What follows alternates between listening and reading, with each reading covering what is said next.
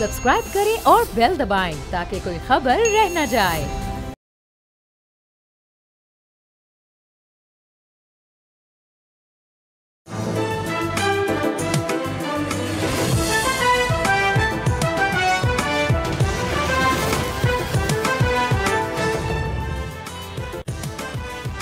अस्सलाम वालेकुम, you are watching debate with Nadia Mirza. नाज़रीन, पाकिस्तान को आज एक नहीं दो महाज पर फतह नसीब हुई और भारत को एक नहीं दो महाज पर शिकस्त नसीब हुई।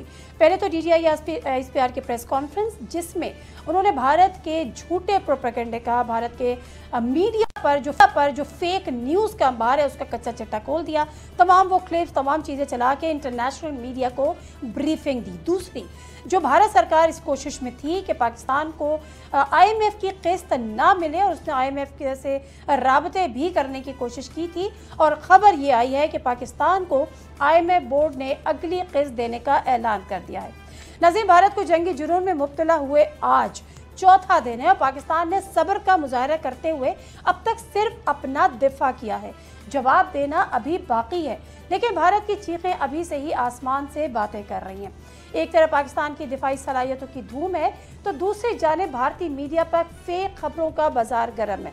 बल्कि भारत कशीदगी ख़त्म करने के लिए आलमी सतह पर इस हवाले से कोशिशें ज़रूर हो रही हैं और इसी सिलसिले में सऊदी वज़ीर मुमलिकत बराए खारजा भारत का दौरा करने के बाद आज पाकिस्तान पहुंचे हैं और उनकी मुलाकातें वज़ीर आज़म और डिप्टी प्राइम मिनिस्टर सरदार से भी हुई है।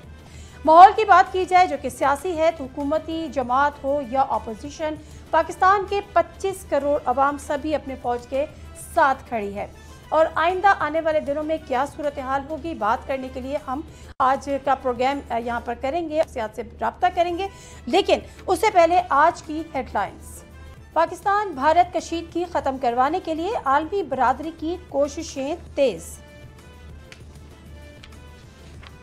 IMF ने पाकिस्तान के लिए कर्ज की अगली किस्त की मंजूरी दे दी। बानी PTI की पेरोल पर रिहाई की दरख्वास्त। नाज़रीन, ये और कुछ बहुत कुछ हम अपने प्रोग्राम में शामिल करेंगे, लेकिन उसके साथ साथ जो भारत का जंगी जुनून है, ये मामला कहां से शुरू हुआ, क्या कुछ हुआ, इस पर एक मुख्तसर सी रिपोर्ट आइए देखते हैं। कहानी शुरू होती है 22 अप्रैल पहलगाम वाक़े के बाद से, जब जंगी जुनून पर सवार मोदी का झूठ भारत के गले पड़ गया। 6 और 7 मई की दरमियानी शब तकरीबन 1:05 पर भारत ने खित्ते को आग में झोंकने के लिए बैनुल-अक़वामी कवानीन की धज्जियां उड़ाते हुए पाकिस्तान के मुख्तलिफ शहरों और आज़ाद कश्मीर पर हमला किया, जिसे ऑपरेशन संदूर का नाम दिया गया। भारतीय दावों के मुताबिक 9 मकामात, जबकि तर्जुमान अफवाज पाकिस्तान के मुताबिक 6 मकामात पर भारत ने हमले किए, जिसमें 26 शहरी शहीद जबकि 46 के करीब जख्मी हुए। इसके बाद पाकिस्तान ने अपने दिफा में जवाबी कार्रवाई करते हुए चंद घंटों में राफेल तैयारी गिरा कर और दफाई तंसीबात को ऐसा नुकसान पहुंचाया कि सुबह का सूरज तुलू होते ही भारत ने मुख्तलिफ मकामात पर सफेद परचम लहरा दिया। 7 मई की सुबह शिकस्त तस्लीम करने के बावजूद 7 और 8 मई की रात भारत ने फिर ड्रोन हमले शुरू कर दिए, मगर अफवाज पाकिस्तान ने 35 ड्रोन गिराकर नापाक अजायम खाक में मिला दिए। भारत को अब तक होने वाले माली नुकसान की बात की जाए तो भारतीय की तबाही से भारत को अब तक मजमूई तौर पर $956 मिलियन का नुकसान हुआ। 77 ड्रोन की तबाही से अरबों डॉलर्स का खसारा। फजाई हदूद की बंदी से भारत अब तक 350 करोड़ भारतीय रुपए से ज्यादा का नुकसान उठा चुका है। IPL की मनसूखी से अरबों का खसारा, भारतीय स्टॉक मार्केट मनफी का रुझान, आलमी सतह पर भी हजीमत और शर्मिंदगी का सामना करना पड़ा। सवाल ये पैदा होता है कि क्या भारत पहलगाम वाक़े की तहकीकात के लिए इसलिए नहीं तैयार क्योंकि बिहार में होने वाले इंतखाबात को लेकर एक फॉल फ्लैग ऑपरेशन करना जरूरी था। नाज़रीन, ये तो थी सूरत हाल अब तक की और इस वक्त हम बात करेंगे। हमारे साथ मौजूद है fed minister for national food and security and research Rana Tanveer Hussain साहब। अस्सलाम वालेकुम राना साहब। Thank you very much sir आपकी टाइम का। सर, 2-3 चीज़ें हैं जिसमें पाकिस्तान की फतह के पाकिस्तान ने झंडे गाड़े हैं। एक तो भारत की वो कोशिश है जिसमें वो कोशिश कर रहा था कि IMF की कर्ज की किस्त ना मिले, लेकिन अभी खबर आई कि वो किस्त की मंजूरी हो गई है। इस पर कुछ कमेंट करेंगे आप, और भारत की जो नाकामी एक और महाज पर उसको हुई है। देखिए, जो 2-3 महाज आपने बताए हैं, देखिए तो डिप्लोमेटिक लेवल पे आप देखा है कि भारतीय सतह पे इस वाक़े के बाद जो इंडिया ने एक झूठा प्रोपेगेंडा करके या एक मनगढ़ंत सा वाक़या बताकर पहलगाम वाला, तो दुनिया को ये बताने की कोशिश की कि पाकिस्तान जो है उसने दहशतगर्दी के जरिए ये वाक़या किया है। तो उसको जब पाकिस्तान की सफारती कोशिशों से जब उन पे ये रिवील हुआ कि इसके पीछे कोई हकीकत नहीं है, तो उसके साथ दुनिया में ये पहली दफ़ा है कि कोई भी इंडिया के साथ नहीं खड़ा हुआ। तो मैं समझता हूँ ये वहाँ पे इंडिया को नाकामी हुई है कि उसने अपना वो बयानिया नहीं सेल कर सका ग्लोबली या इंटरनेशनल कम्युनिटी में। और आज या तो लोग हमारे साथ खुलम खुला खड़े हैं, जैसा टर्किया है, चाइना है, अजरबैजान है, या लोग न्यूट्रल हैं और कोशिश कर रहे हैं कि ये एस्केलेशन ना हो, ये मामला यहीं पे ख़त्म हो जाए। उसके साथ तो सिवाय इसराइल के कोई भी नहीं है, और इसराइल आपको पता है किस तरह पाकिस्तान के साथ वो एक दुश्मन की हैसियत रखता है। दुश्मन, बिल्कुल सही। तो वो तो मैं समझता हूँ कि सफारती सतह पे उसको बेइंतहा नाकामी का मुंह देखना पड़ा है। दूसरी तरफ आप मिलिटरीली देखें, जो उसने 6-7 की रात की दरमियानी रात को एक हमला के पाकिस्तान पे किया, मिसाइल गिराए, उसका जवाब सुबह होने से पहले पहले जिस तरह आपने बताया कि राफेल जो एक दुनिया का नामी गिरामी फाइटर तैयारा है, उसको गिरा के उसका जो एयर फोर्स की एक डोमिनेंस समझता था कि मेरे पास बहुत सारे जहाज हैं, मेरे पास बड़ी फोर्स है और बड़े प्रोफेशनल पायलट्स हैं, उसका वो भी जो एक क्लेम था उसको खत्म कर दिया दुनिया के सामने। बिल्कुल सही है, वो बहुत बड़ा खानी पड़ी। तीसरा जो IMF की आपने बात की है, तो उसके भी उसने जितनी कोशिशें की और कुछ खबरें भी चलाई कि शायद ये पोस्टपोन हो जाए, 9 मई का जो बोर्ड का IMF के बोर्ड का मीटिंग है वो हुई, और उन्होंने जो 1.3 बिलियन का पैकेज था उसकी किस्त जारी करने का जो वो अप्रूवल दी। और मैं समझता हूँ कि जहाँ भी वो कोशिश करता है वहाँ से उसको पाकिस्तान के खिलाफ नाकामी देखनी पड़ रही। Very true. पाकिस्तान के उनकी जो कोशिशें थी कि IMF की ये मीटिंग ना हो, एग्जीक्यूटिव बोर्ड की या किस्त ना मिले, वो तो नाकाम हुई। साथ में जो उनका IPL है वो उनको पोस्टपोन करना पड़ा, और खुद अपनी हरकतों की वजह से। सर, इसके साथ साथ जब हम डिप्लोमेटिक पाकिस्तान के फ्रेंड्स की बात करते हैं, तो जो सऊदी वज़ीर ख़ारजा, वज़ीर मुमलिकत बराए ख़ारजा उमूर, जिन्होंने कल विज़िट किया था इंडिया का, आज वो विज़िट पर हैं पाकिस्तान के। शहबाज शरीफ साहब से भी उनकी मुलाकात हुई, इसाक डार साहब से भी उनकी मुलाकात हुई। क्या पैगाम लेकर आए हैं सर वो? देखिए, हमारे जितने भी दोस्त मुबालक हैं या दूसरे जो न्यूट्रल हैं, वो तो कोशिश कर रहे हैं, चाहे यूरोपीय यूनियन के लोग हों, चाहे अमेरिका हो, या हमारे ये दोस्त मुबालक जो हैं, उनकी कोशिश है कि जो इस वक्त एक सिचुएशन क्रिएट हुई है इंडिया और बिटवीन इंडिया और पाकिस्तान, उसको डी-एस्केलेट करें, क्योंकि दोनों आपको पता न्यूक्लियर पावर है, और 1/5 जो पॉपुलेशन है दुनिया की वो इस साउथ एशिया में रह रही है। तो इस पॉपुलेशन को देखते हुए या ग्रेविटी न्यूक्लियर जो पावर है दोनों इनकी देखते हुए, तो मैं समझता हूँ इंडिया को फिक्र लाक है कि किसी तरीके से भी ये उस पॉइंट पे ना चले जाएं ये दोनों मुमालिक। और ये इसका कभी इम्कान है कि अगर ये इंडिया इसी की तरह एस्केलेट करता रहा है सिचुएशन को जो उसने की है, हम तो अपने आप को डिफेंड कर रहे हैं, प्रोटेक्ट कर रहे हैं टिल अप टू नाउ, बिल्कुल हमारा तो सेल्फ डिफेंस पे चल रहा है। जो भी उनको हमीयत उठानी पड़ी है वो अभी तो हमने सेल्फ डिफेंस में कार्रवाई की है, लेकिन जिस तरह उसने मासूम शहरियों की जानें ली हैं, वो मैं समझता हूँ कि ये तो हिसाब चुकाना पड़ेगा। इस तरह तो नहीं कि जब मर्जी वो आए और अटैक कर दें मिसाइल के या ड्रोन भेजें। तो ये चीज़ें को मद्देनजर इन चीज़ों को देखते हुए कुछ दोस्त मुबालक बीच में उनकी कोशिशें कर रहे हैं। तो सऊदी अरेबिया ने भी, जो हमारे बड़े करीबी दोस्त हैं, भाई हैं, उन्होंने भी कोशिश की है। पहले उनका जो स्टेट मिनिस्टर हैं, वज़ीर मुमलिकत, वहाँ पे गए हैं फॉरेन अफेयर से, और उनसे बातचीत की है। अभी प्राइम मिनिस्टर साहब को मिले हैं आज, और फॉरेन मिनिस्टर को ही मिले हैं, प्राइम मिनिस्टर को। तो यकीनी तौर पर वहाँ पे हमारा स्टांस बड़ा क्लियर है। उनको बता दिया है कि ये इंडिया ने सिचुएशन क्रिएट की है, उसके पीछे ये उसके मोटिव कार फरमा है, और हमारा ये स्टांस है। हमारा उस वाक़े से कोई लेना देना नहीं है, और हमने न्यूट्रल इम्पार्शियल इंक्वायरी के लिए बारहा प्राइम मिनिस्टर ऑफ पाकिस्तान ने काकूल अकेडमी में भी जाकर उन्होंने ये ऑफर दी कि आप एक इम्पार्शियल इंक्वायरी करा लें, UN से करा लें। तो उसने उसका कोई रिस्पॉन्स ही नहीं उसके इस हमारी ऑफर का किया। अगर हमारा कोई लिंक हो या हमारे उसमें कोई हाथ हो तो डेफिनेटली हम ऐसी कोई क्यों ऑफर करेंगे कि कोई इम्पार्शियल या कोई यूएन के तहत या किसी से भी आप जो भी एक तरीका इख्तियार करना चाहते हैं करें। तो मैं समझता हूँ कि यही हम अपना स्टांस वाज़ा कर रहे हैं लोगों के सामने। लेकिन अगर वो अग्रेशन करेगा, अगर वो इसको एस्केलेट करेगा तो हम उस पर कोई माजरत खा नहीं है, हम उसका देंगे, जवाब देंगे और एक एक चीज़ का बेफिटिंग जवाब देंगे। अगर वो ड्रोन भेजेंगे तो उसका भी बेफिटिंग रिस्पॉन्स आएगा, अगर वो एयर अटैक्स करेंगे तो उसका भी बेफिटिंग रिस्पॉन्स आएगा, अगर ग्राउंड पे करेंगे तो वो भी आपने देखा, सफेद झंडे उनके आपने लहराते हुए आपने वो भी देखी।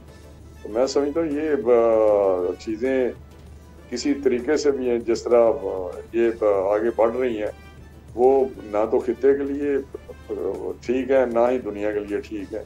तो हमारी तो कोशिश है ये चीज़ें बिगड़े ना। अगर उस हालात उस स्टेज पे पहुंच गए तो हमारी तरफ से आपको जो जवाब उनको मिलेगा वो फोर्सफुल होगा और बेफिटिंग होगा रिस्पॉन्स हमारा। किसी तरीके से भी उसमें हमारी जो फौज पाकिस्तान है वो अलर्ट है और वाच कर रही हैं और बड़ा एक रिस्पॉन्सिबल जो है वो उसको हम उसमें जो हमारे एक्शन है वो ले रहे हैं। वेरी ट्रू, इसमें तो कोई बिल्कुल सर ट्रूली सर इसमें तो कोई डाउट ही नहीं है। जिस तरह से आज भी हमने देखा DGISR की प्रेस कॉन्फ्रेंस जिसमें नेवी और उसके साथ साथ एयरफोर्स के सीनियर ऑफिसर्स को बिठा के भी उन्होंने इंटरनेशनल मीडिया को ब्रीफिंग दी और तमाम जो झूठ की मशीन बना हुआ है इंडियन मीडिया उसका उन्होंने साफ कलई उतारी है।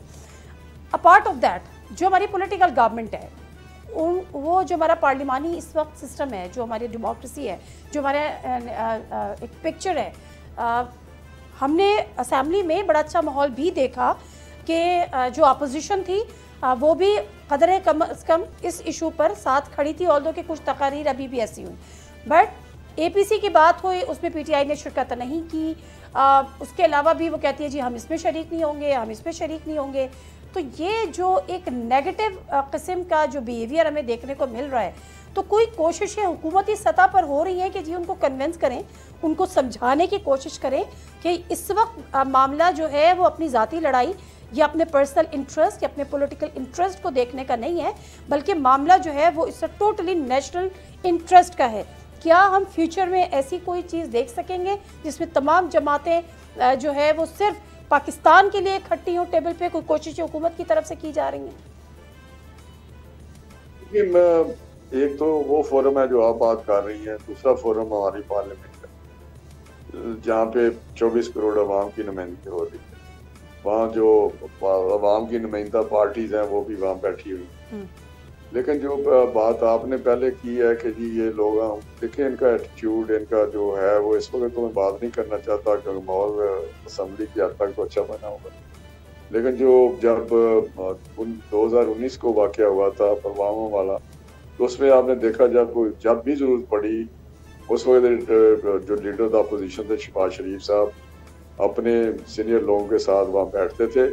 आल तो जो इमरान खान थे वो एज ए प्राइम मिनिस्टर वो उसमें आधा घंटा उसको बनाते थे, उसका स्पीकर, उसका आर्मी चीफ के जी आप आए इधर हमने ब्रीफ करना है जो पार्टीज के जो रिप्रेजेंटेशन इधर हमारे पास है। असम्बली की मैं बात कर रहा हूँ, वहाँ असम्बली के अंदर नहीं आई, इनके असम्बली प्रेमिसेस थे। तो इमरान खान ने डट के कहा कि मैंने वहाँ नहीं जाना, इनके साथ नहीं बैठना। हालांकि वो एक मुल्क की सिक्योरिटी का या उसकी बस एक सॉवरेनिटी का या उस पर अटैक हुआ था इंडिया की तरफ से जब अभी लंदन को गिराया पकड़ा था। तो जब भी उन्होंने हमें कहा हम गए, लेकिन इमरान खान अपनी हुकूमत होते हुए हमारे साथ नहीं बैठे। ये बात बिल्कुल ठीक है। बहरहाल ज़ाहिर तारीख कैसे कोई सर एक आखिरी सवाल आपसे करना चाहूँगी। अभी जो आप बात कर रहे हैं, अभी जो बात आप कर रहे हैं प्राइम मिनिस्टर साहब ने, प्राइम मिनिस्टर साहब देखे ना प्राइम मिनिस्टर हैं, उन्होंने असेंबली में खड़े होकर ये इस बात का इरादा किया कि आप स्पीकर के चैम्बर में मैं इनके साथ बैठने को तैयार हूँ और हम इनके साथ बातचीत करने को तैयार है और इनके जो भी मामला हैं उसको डिस्कस किया जा सकता है। तो इससे ज्यादा मेरा ख्याल है हमारी तरफ से कोई पॉजिटिव रिस्पांस या हमारा जो एटीट्यूड है या प्रोग्राम दिया है हमने या इस चीज को बेहतर माहौल इस सिचुएशन में जो इंडिया ने इस वक्त सिचुएशन बनाई हुई है, उसमें से ज्यादा बढ़ के हम क्या कर सकते हैं। सर कोई सर लास्ट वन लाइनर चाहिए, सर लास्ट वन लाइनर चाहिए। आज बानी पीटीआई की रिहाई के लिए पेरोल की दरख्वास्त दी गई है, एक जगह से बातें आ रही थी कि जी एपीसी बुलाएं, उसमें उनको बुलाएं, क्या ये जरूरी है इस वक्त? देखिए मैं समझता हूँ कि जब भी कभी कोई इस किस्म के आया कोई मसला जो सिक्योरिटी का, तो उस वक्त तो कोई ये जरूरी नहीं होता कि पार्टी का जो जिस तरह बानिया में इनका तो चेयरमैन है इस वक्त, वहाँ पे जो भी पार्टी की नुमाइंदगी हो वो नॉमिनेट हो सकती है। और हमारे साथ जिस तरह कई दफा हो गया कि हमारे मियां नवाज शरीफ साहब हमारे कायद हैं, वो या तो बाहर हुए हैं तो या जेल में हुए हैं, तो हमने तो पूरा इनके साथ कोऑपरेट करने की कोशिश। बिल्कुल ठीक है, बहुत बहुत शुक्रिया राना तनवीर हुसैन साहब आपके टाइम का। सर मुख्तसर सा ब्रेक लेते हैं, ब्रेक से वापस आते हैं तो ज़रा पाकिस्तान की जो दिफाई सलाहियत की दुनिया भर में धूम मची हुई है उस पर भी बात करेंगे, और जो DGISPR की आज प्रेस कॉन्फ्रेंस जिसमें इंटरनेशनल मीडिया के सामने उन्होंने भारतीय मीडिया के तमाम दावों की कलई उतारी है उस पर भी बात करेंगे। Stay with us.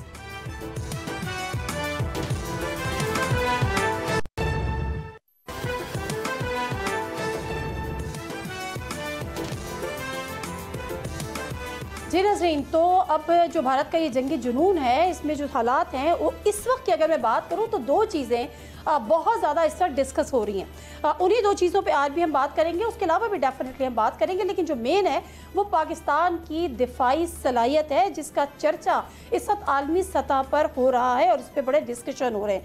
मेरे सामने रॉयटर्स की खबर है जिसमें global militaries to study India Pakistan fighter jet battle, the reason is Rafale जो कि पाकिस्तान ने गिरा दिया, और शायद पहला ये वाक़या शायद नहीं यकीनन जिसमें राफेल गिरा, तो इसमें एक स्टडीज़ होंगी अब इसको लेकर, और दूसरा जिसमें बड़ी बहस है और आज DGISPR ने उनका जो है वो तमाम प्रोपेगेंडे की कलई उतार दी जब इंटरनेशनल मीडिया को उन्होंने एक ब्रीफिंग दी, और ब्रीफिंग में उन्होंने इतनी डिटेल्ड और बात की, सारे वो चीज़ें उन्हीं के इंडियन मीडिया के क्लिप्स चलाए, जो फेक प्रोपेगेंडा उन्होंने किया हुआ है उसका जो है वो कच्चा चिट्टा जिसको कहते हैं ना वो खोल कर रख दिया।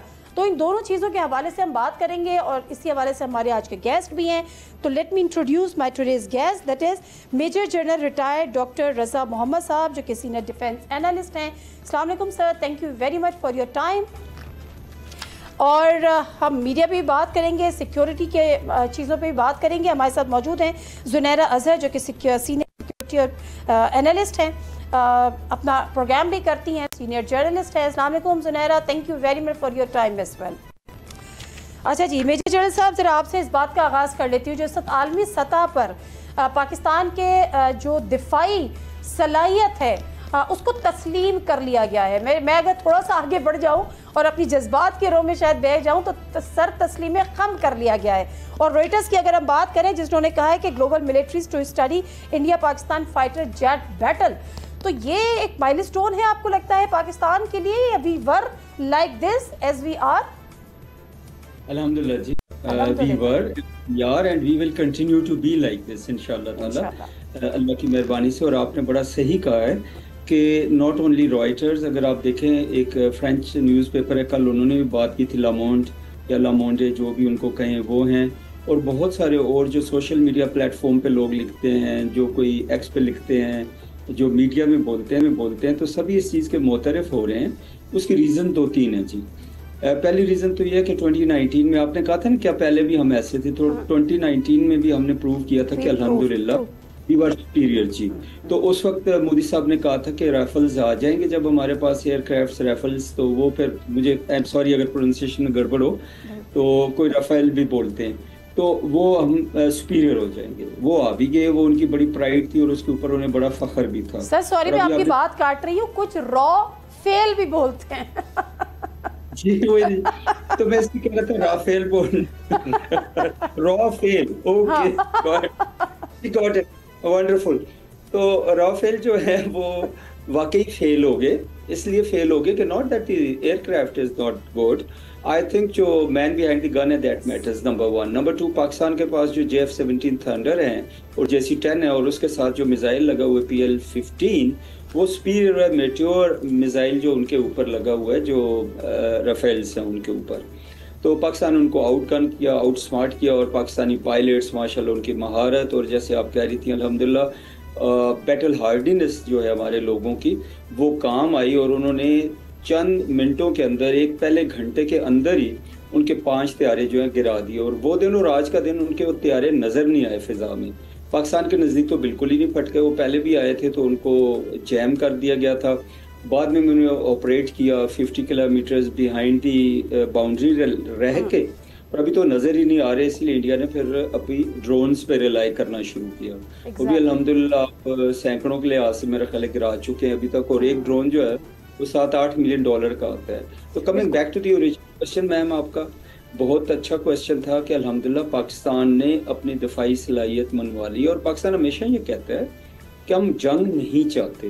पाकिस्तान की स्ट्रेटेजी भी है जो लिखा हुआ है उसमें ये है कि डिटर वॉर, के वॉर को रोकें, अगर इम्पोज हो जाती है आप पे तो फिर इसको एंड आपने अपने फेवर में करना है। तो अल्हम्दुलिल्लाह पाकिस्तान इसका केपेबल है, और उसी दिन का इंतज़ार है कि जब ये फर्दर आगे बढ़ें तो फिर देखें क्या होता है। बहरहाल पाकिस्तान के पास तो ऑप्शन अभी है, जो पाकिस्तान की बारी है वो उन्होंने रिजर्व की हुई है, और इंडिया फ्रस्ट्रेट हो रहा है कि यार ये कर क्या रहे हैं, सोच क्या रहे हैं, अभी तक आए क्यों नहीं, और इसमें वो गलतियाँ करी जा रही हैं। बिल्कुल ठीक है। अच्छा सुनहरा, अगर मैं भी आऊँ मीडिया के हवाले से तो मैं आपसे यकीन बात करूँगी, क्योंकि जो इस वक्त हालात रहे और जिस तरह से आज DGISPR की प्रेस कॉन्फ्रेंस में DGISPR ने बड़ा उनकी कलई उतारी, उनके तमाम प्रोपेगेंडे की, झूठ की और फेक न्यूज़ की, उससे पहले ज़रा, क्योंकि आपकी अपनी एक एक्सपर्टीज़ भी है सिक्योरिटी मामलात पर भी, मैंने आपके बड़े व्लॉग्स वगैरह भी देखे हैं, ज़रा बताएं ये जो ड्रोन्स हैं, तो पाकिस्तान को जो है कहा यह गया कि जी पाकिस्तान ने इनको तमाम के तमाम मार गिराया, लेकिन ये जो ड्रोन्स हैं ये भी कहा गया कि जी पाकिस्तान के एंटर कैसे हो गए। ये बड़ा सवाल है, तो हमें इस सवाल को एड्रेस करना बड़ा ज़रूरी है। प्लस ये कि ये किस मकासद के लिए भारत ने राफेल की पसपाई के बाद या राफेल की नाकामी, राफेल के बाद इसका इस्तेमाल क्यों किया? What do you think? Thank you so much, Nadia, and congrats on your new show. And thank you so much कि आपने अपने पहले शो में मुझे इनवाइट किया. Thank you. देखिए, साथ-साथ साइऑप्स और वॉर ऑफ नर्व्स भी साथ-साथ चल रही होती है, और सरप्राइज का एलिमेंट बड़ा इम्पोर्टेंट होता है। दोनों साइड्स अपनी अपनी चीजें बचा के रखती हैं, तो सरप्राइज मेंटेन रहे, और इसीलिए उन्होंने जितने ड्रोन्स भेजे हैं उनको हमने इंटरसेप्ट इसलिए नहीं किया because we don't want to make it open to the world कि हमारी बैटरी इधर है। ये हमारी मिलिट्री स्ट्रेटजी का हिस्सा है। Why would they send drones when they know it कि हम इंटरसेप्ट कर सकते हैं? वो भेज ही इसलिए रहे थे कि हम रिस्पॉन्ड करें, तो हमने रिस्पॉन्ड नहीं किया। उसकी रीजंस है, स्ट्रेटेजिक रीजंस हैं। ठीक है, आपने अपने फ्यूचर के प्लान्स भी संभाल के रखने होते हैं ना, आप एकदम से तो अपने सारे एग्स एक बास्केट में नहीं डाल देते। सो बेसिकली उन्होंने पहले राफेल्स के साथ उसको जो हमने डाउन किया, उससे जो एम्बैरसमेंट उन्होंने दिखाई उस फेस की पूरी अभी तक नहीं मान रहे। उनके मिनिस्ट्री ऑफ एक्सटर्नल अफेयर्स से क्लियरली क्वेश्चन किया गया कि क्या वाकई हमारे राफेल्स डाउन हुए? उन्होंने कहा आपको सही समय पे बताएंगे। अब वो सही समय उनका पता नहीं कौन सा होगा। इंटरनेशनल मीडिया बता रहा है बाय द वे। एग्जैक्टली। अब BBC वेरीफाई, जो कि फैक्ट चेक डेस्क है BBC का, उन्होंने भी वेरीफाई कर दिया है। फ्रेंच मीडिया भी, उसने फ्रेंच मीडिया एग्जैक्टली। अच्छा सॉरी सुनहरा, मैं आपको इंटरप्ट कर रही हूँ। मैं ये चाह रही हूँ क्योंकि आप खुद मीडिया पर्सनालिटी भी हैं, तो जरा ये भारत का जो मीडिया, मतलब मैं अगर वो स्विच ऑन करूं तो मेरा ख्याल है 1 से 2 मिनट के बाद मेरी हिम्मत नहीं होती कि मैं उसको देखूं, चाहे वो सच बोल रहे हैं झूठ बोल रहे हैं, मतलब हिस्टेरिकल दे पीपल आर। और आज जिस तरह से DGISPR ने बड़ा, मैं हैरान थी कि बड़ा इसमें होमवर्क था, बड़ा सॉलिड होमवर्क था। उन्होंने एक एक क्लिप्स उनके अपने मीडिया के, उनके अपने लोगों के निकाल के उसको रियलिटी लोगों इंटरनेशनल मीडिया को बताई है। तो ये कहाँ से जनरेट हो रहा है इनका? लाइक ये मोदी सरकार तो है लेकिन वो डिक्टेशन पे चल रहे हैं, उनको फीड किया जा रहा है, या वही जो अभी मैं जनरल साहब से कह रही थी वो है ही ऐसे बाय बर्थ टाइप? नादिया, इनका सारा मीडिया कॉर्पोरेट मीडिया में तब्दील हो चुका है। अडानी एंड अंबानी ग्रुप्स जो हैं वो खरीद चुके हैं उनको, उनके मैक्सिमम शेयर्स हैं उसमें। एंड यू नो कि ये कितना क्लोज नेक्सस है मोदी का और उन सारी रिलायंस वगैरह जो उनके सारे कंपनीज एसेट्स वगैरह हैं, उनका एक बड़ा क्लोज एसोसिएशन है और वर्ल्ड थर्ड रिचेस्ट है, वो आपको पता है। अब अगर आपने लॉन्ग टर्म गेम प्ले करनी है, आपको मीडिया को तो सबसे पहले अपने साथ में लाना पड़ता है। तो ये पूरा फिनोमेना हुआ है जिसको वी मस्ट अंडरस्टैंड कि मोदी की एंट्री कहाँ से हुई और उसके बाद कॉर्पोरेट मीडिया क्यों उनके साथ मिल गया। सो बेसिकली मोदी इसलिए एंटर हो पाए बिकॉज कांग्रेस फेल हो गई थी, डिलीवर नहीं कर पा रही थी। 2008 का जो इंटरनेशनल रिप्रेशन था उसके बाद से वो सरवाइव नहीं कर पा रहे थे। लिहाजा जो पॉपुलिस्ट होता है वो हमेशा इस तरह की जगह ढूंढता है जहां से वो एंटर हो सके। नतीजा ये हुआ कांग्रेस हार गई, 2014 में मोदी आ गए। अब मोदी या बीजेपी या आरएसएस ने आके सबसे पहले जो टेक ओवर किया है वो मीडिया को ही किया। इसलिए this is why you see this hostility, because they are actually hostage to their narratives. उनको जो भेजा जाता है वो उसी को प्रोपेल करते हैं, वो उसी को हैमर करते हैं और नैरेटिव बिल्डिंग तो बैठ के मोदी की गवर्नमेंट में हो रही है और अमित शाह कर रहे हैं, उनके नेशनल सिक्योरिटी एडवाइजर्स कर रहे हैं। So this is a complete RSS ideology जिसके umbrella में journalism भी हो रहा है. This is why it is so hostile. तो we cannot expect anything जो कि fact check के नाम पे हो या जो एक responsible journalism हो. We cannot because वहाँ के journalist अपने मुंह से हमें privacy में बताते हैं कि हम नहीं बोल सकते. So much so elections हुए हैं इंडिया के. सिंपल इलेक्शंस पे वो हमें बीपर्स देने को तैयार नहीं होते थे because they were not allowed to talk to Pakistani media. So I think इस सारी एस्केलेशन का और इस सिचुएशन का एक बहुत बड़ा जो फायदा हुआ है वो इनका मीडिया एक्सपोज हो गया है. लोग खुद एक्सपोज बैडली जिसको हम कहते हैं. अब होंगे लेकिन ब्रेक पे जाने से पहले जनरल साहब आपके लिए सवाल छोड़े जा रही हूँ क्योंकि इंडियन मीडिया की जब हम प्रोपेगेंडा करने की बात कर रहे हैं ना तो इंडियन मीडिया अब ये भी कह रहा है पाकिस्तान ने इधर हमला कर दिया, पाकिस्तान ने उधर हमला कर दिया, हमने उनका जो है वो F-16 गिरा दिया. लेकिन उनसे जब सबूत की बात की जाए, एविडेंस की बात की जाए तो उनके पास कुछ भी नहीं है. अच्छा, पाकिस्तान क्या कह रहा है? पाकिस्तान ये कह रहा है कि जी हम अभी जवाबी कार्रवाई तो हम करेंगे, जवाब तो अभी हम देंगे. अभी तो हमने अपने आप को अभी हमने सिर्फ अपना दिफा किया है, हमने सिर्फ डिफेंस लाइन ऑफ एक्शन ली है. तो अभी पाकिस्तान अब लोग जो है ना हमारे वो अवाम तो इंतज़ार में बैठी है कि पाकिस्तान जवाब कब देगा. तो पाकिस्तान की क्या स्ट्रैटेजी होगी अपकमिंग डेज में. और ये वाला जो मीडिया का है प्रोपेगेंडा उनके कि पाकिस्तान ने हमला कर दिया और ये कर दिया और वो कर दिया और यहाँ गिरा दिए वहाँ गिरा दिए, इसमें क्या रियलिटी है और इसकी क्या वजूहात है. ब्रेक लेती हूँ जनरल साहब, वापस आते हूँ, then will start from you.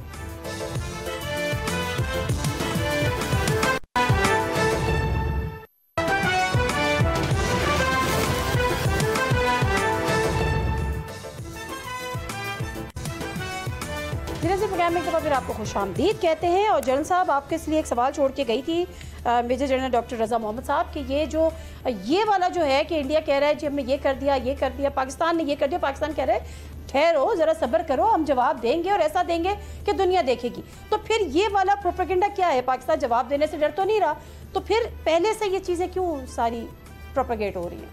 Thank you जी. आपके क्वेश्चन के दो पार्ट्स थे. पहले आपने थोड़ा सा बात की थी फेक मीडिया के ऊपर और फिर दूसरा ये कि आंसर पाकिस्तान ने जवाब क्या देने की. सबसे पहले तो मीडिया में आपने बात की थी, मिस सुनैरा ने बहुत अच्छे तरीके से एक्सप्लेन किया. मैं थोड़ा सा ऐड करना चाहूँगा कि उनका मीडिया जो है ना उनका सारे का सारा जोर गले पे है अनफॉर्चुनेटली, और बॉडी एक्टिंग पे है कि वो एक सर्कस की तरह, very sorry to use these words, कि वो मीडिया चल रहा है और वो कभी इधर जा रहे हैं कभी उधर जा रहे हैं, एक हाइप मची हुई है, पीछे बैकग्राउंड में कुछ चल रहा है और ऐसे हो रहा है जैसे जंग लग गई. नंबर 2, उन्होंने कहा जी कि हमने कराची को तबाह कर दिया, पेशावर को तबाह कर दिया, ये कर दिया, वो कर दिया, कोर्ट पे आग लगा दी. जी और लाहौर में आग लग गई जी. तो हुआ ये जी कि अभी वो एक दिन मैं चैट जीपीटी से पूछ रहा था, मैं क्या आपको सबसे बुरी चीज़ क्या लगती है कि क्या खतरा है दुनिया में, तो उसका जवाब था डीप फेक. तो डीप फेक जो है ना जी, ये this is going to be most dangerous. आगे भी और अभी भी वो यही काम करने की कोशिश कर रहे हैं. बट फॉर्चुनेटली ये ज़माना ऐसा, it is not the first world war, second world war या इवन पिछली सेंचुरी. इस सेंचुरी में भी कुछ भी छुपाना बहुत ज़्यादा मुश्किल है. It does not stand the test of time. मिनटों में घंटों में वो सारा झूठ जो है वो अनकवर हो जाता है. तो अल्हम्दुलिल्लाह उनका अपना मीडिया खुद से बोल रहा है कि उनकी जो इनडिसेंसी है, जो उनका फॉल्सहुड है, उस पर अभी उनके लोग अभी अंदर से बात कर रहे हैं कि यार ये क्या कर रहे हो ना, छोड़ दो. बहुत सारे मैंने देखे हैं ऐसे क्लिप्स भी कि वो खुद कह रही हैं लेडीज़ और जेंटलमैन के अपने मीडिया को देखना ही छोड़ दें. Coming over to the answer of और रिप्लाई कह लें और रिएक्शन कह लें, जैसे मैं पहले अर्ज कर रहा था मैम कि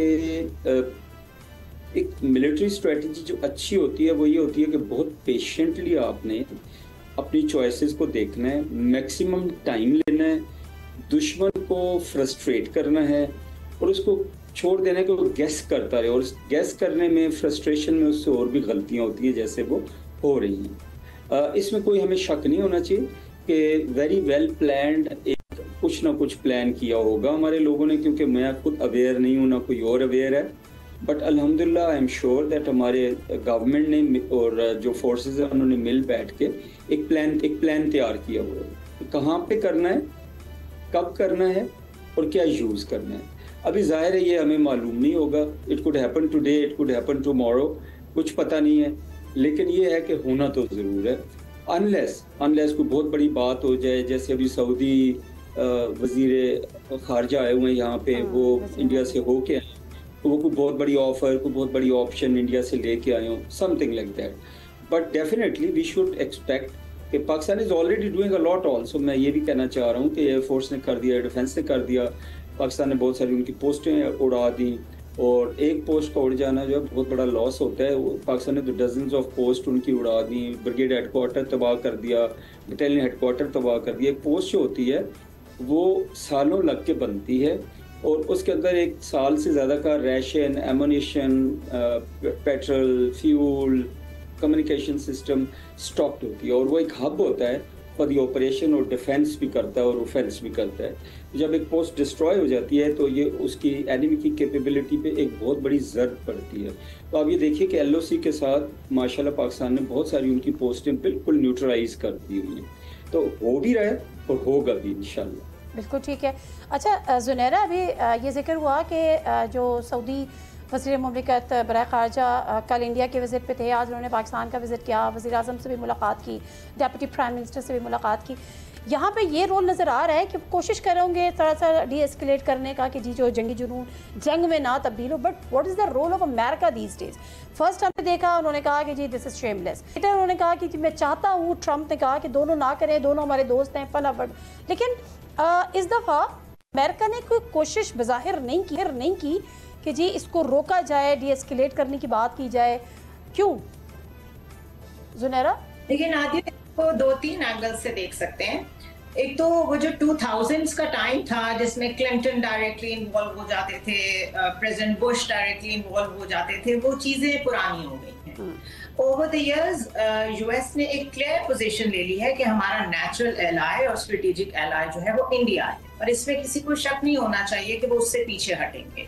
पॉस्चरिंग जरूर डिफरेंट हो सकती है। For example, they might use Saudis to negotiate with you, they might use UAE, Qatar जो हमारे दोस्त ममालिक हैं, टर्की, कि उनके जरिए से पाकिस्तान को प्रेशराइज किया जाए टू बैक ऑफ, लेकिन ऑफ कोर्स वो इस वक्त इंडिया के कैंप में हैं।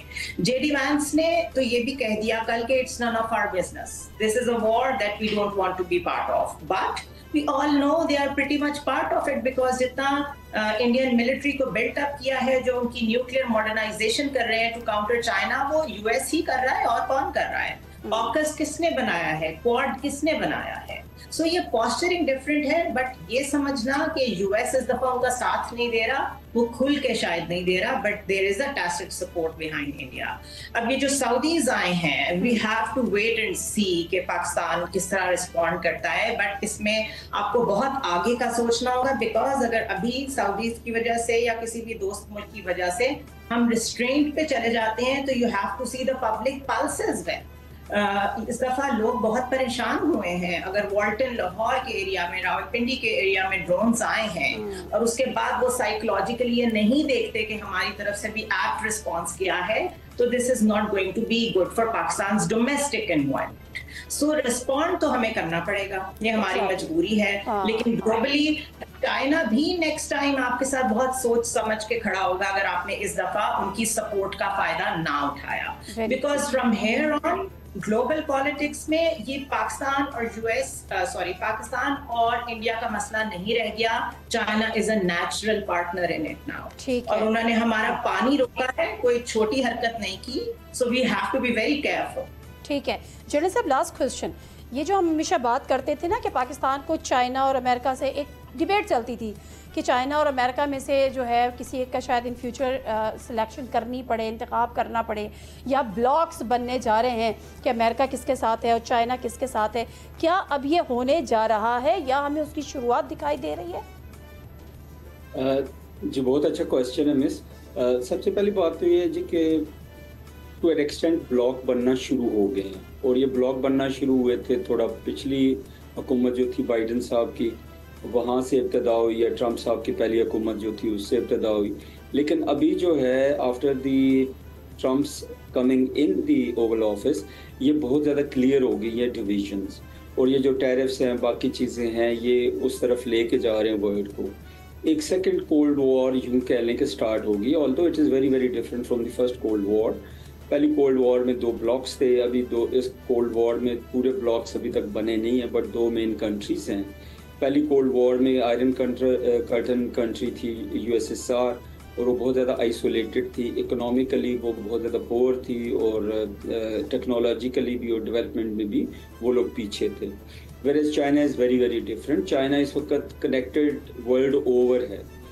बेल्ट एंड रोड इनिशिएटिव में they have about 150 partner countries, और ट्रिलियंस ऑफ डॉलर्स की उन्होंने इन्वेस्टमेंट की है उस टाइम में की जिन दिनों में कि United States and the allies were busy fighting wars here and there after the 9/11। तो उस वैक्यूम में very quietly China made the inroads on the vehicle of economy और विन-विन कोऑपरेशन के ऊपर।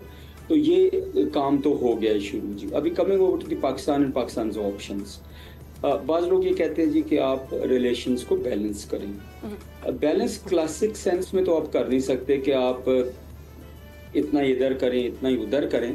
बैलेंस मैं उस सेंस में कहूँगा कि आप बैलेंस की बजाय ये कहें कि दोनों के साथ रिलेशंस को अच्छी तरह मैनेज करें।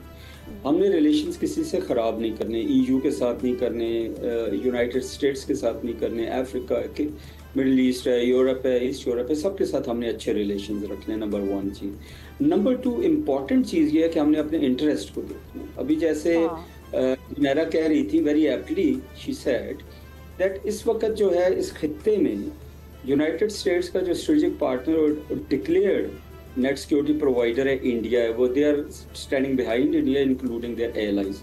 तो उस सूरत में पाकिस्तान बिल्कुल तनहा हो जाता है, और तनहा इस तरह होता है सिक्योरिटी के लिए कि आप अगर वेपन्स को ख़रीदना भी चाहते हैं, even if you have money, तो आपको कोई बेचने को तैयार नहीं है। तो इन सारी चीज़ों में इकोनॉमिकली, पॉलिटिकली चाइना आपका एक बहुत बड़ा साथी है, हमेशा आपके साथ रहे, कभी ब्लैकमेल नहीं किया, कभी क्वेश्चन नहीं किया। तो future option I think Pakistan को बहुत क्लियरली ये पता है कि पाकिस्तान का जो फ्यूचर है उसमें फॉर द टाइम बीइंग स्वाई चाइना के आपको ना इकोनॉमिकली कोई नज़र आता है। बिल्कुल ठीक है। Thank you very much general साहब, बहुत बहुत शुक्रिया आपके टाइम का। इसी के साथ साथ Junaira, thank you so much for your time as well. और बात यही है कि हमें बैलेंस भी रखना है, बैलेंस इन द सेंस कि ना हम किसी से लड़ाई चाहते हैं, ना हम किसी से दुश्मनी चाहते हैं, हमारे ताल्लुकात सबसे बहुत अच्छे हों, ये हमारे लिए ज़रूरी है और ये हमारी ख्वाहिश है। लेकिन अमन की ख्वाहिश को हमारी कमज़ोरी समझना मेरा ख्याल है ये इंतहाई गलत फहमी है। प्रोग्राम से दीजिए नादिम मिर्ज़ा को इजाज़त।